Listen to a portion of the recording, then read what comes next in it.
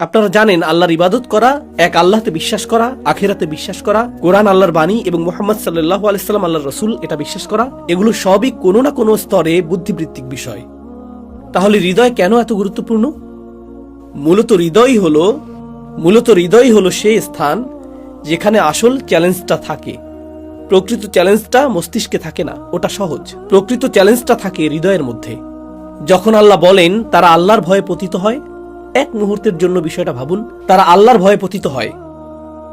কেউ যদি আল্লাহর ভয়ে কিছু করে, যদি সে সিদ্ধান্ত নেয়, উদাহরণস্বরূপ আপনার পরিবারের একটি ব্যবসা আছে এবং ব্যবসার একটি অংশ হারাম, সেটা আপনি না অন্য শহরের লোকেরা, এখানকার কেউ না, ব্যবসার একটি অংশ হারাম, এবং তারা রমজান মাসে সিদ্ধান্ত নিল আমরা এটা ত্যাগ করব, আমি এর কিছুই চাই না, আমি এই ব্যবসা থেকে মুক্তি পেতে চাই। কোনো কারণে এই ব্যক্তিটি আল্লাহর সামনে পতিত হচ্ছে। কিসের জন্য? আল্লাহর ভয়ের কারণে। স্ত্রীর মনক্ষুণ্ণ, বড় ভাই মনক্ষুণ্ণ, চাচারা মনক্ষুণ্ণ, সন্তানরা মনক্ষুণ্ণ। আমি ভেবেছিলাম আমরা তুরস্কে ভ্রমণে যাব, আমাদের আর সেরকম সামর্থ্য নেই, আমরা ওই গাড়িটা কিনবো, আমরা আর কোনো গাড়ি কিনবো না, এখন থেকে আমরা বাসে চড়বো। ঈদের জন্য আমাদের নতুন জামা কিনে দিবে না, না না না, গত ঈদের জামা সেগুলো বের করো, ইস্ত্রি করো, সেগুলোকে লন্ড্রিতে দিয়ে দাও, এটাই করো, কারণ আমরা দোকানটা বন্ধ করে দিচ্ছি।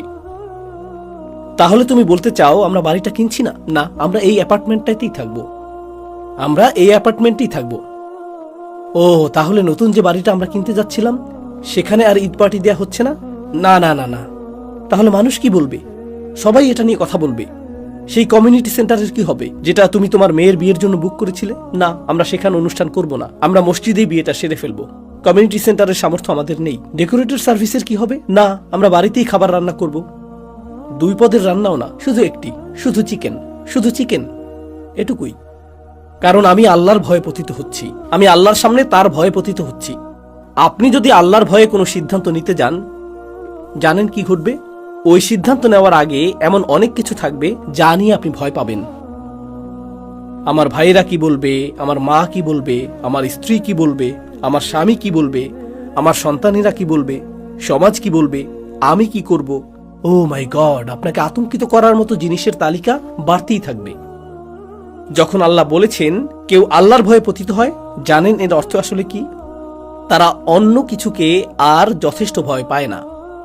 তারা এখনো এগুলোকে ভয় পায়, কিন্তু ওই ভয়গুলোর কোনোটিই আল্লাহর ভয়কে অতিক্রম করার মতো শক্তিশালী না। এর অর্থ এটাই, তখনই একটি পাথর আল্লাহর ভয়ে পতিত হতে প্রস্তুত হয়। আর এটাই হৃদয়ের বিজয়। এটা কোনো সহজ যুদ্ধ নয়। এটা বলা সহজ, আমি মূর্তি পূজা করি না, আমি কেবলামুখী হই এবং আমার সামনে কোনো প্রতিমা নেই, আমি কেবল আল্লাহর ইবাদত করি।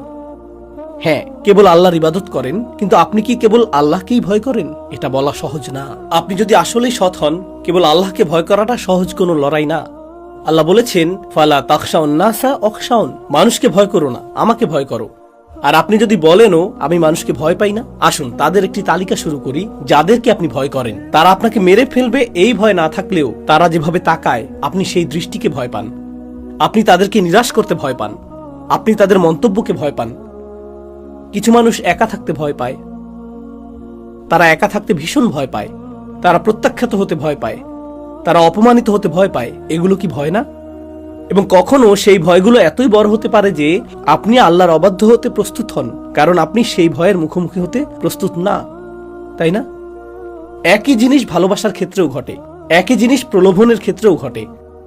আপনার হৃদয়ে এমন কিছু থাকতে পারে যা আপনি ব্যাকুল হয়ে কামনা করেন, তখন আল্লাহর আদেশ আর গুরুত্ব পায় না। আপনার হৃদয়ে যে শক্তিশালী আসক্তি অনুভব করেন তা থেকে মুক্তি পেতে আল্লাহর ভয় যথেষ্ট মনে হয় না। হৃদয়ের ভূমিকা এতটাই গুরুত্বপূর্ণ। হৃদয় কঠিন হয়ে যাওয়ার অর্থ তাহলে কি? আল্লাহর অবাধ্য হলে আমার মোটেও খারাপ লাগে না। আল্লাহ যা বলেন তা না শোনার জন্য, তার কথায় গুরুত্ব না দেওয়ার জন্য আমার মোটেও খারাপ লাগে না। অথবা আমি তা শুনতে পারি, বুঝতে পারি, তা নিয়ে কথা বলতে পারি, কিন্তু সে অনুযায়ী কাজ করি না এবং এটা আমাকে ভেতর থেকে মোটেও প্রভাবিত করে না। আও আসাদ্দু কাসওয়া, এটা পাথরের চেয়েও কঠিন। এমনটাই ঘটে। আপনি আপনার সামনে আল্লাহর একটি মুজিজা দেখতে পারেন, মৃত ব্যক্তি জীবিত হয়ে ফিরে আসতে পারে, কিন্তু এটি আপনাকে মোটেও প্রভাবিত করে না।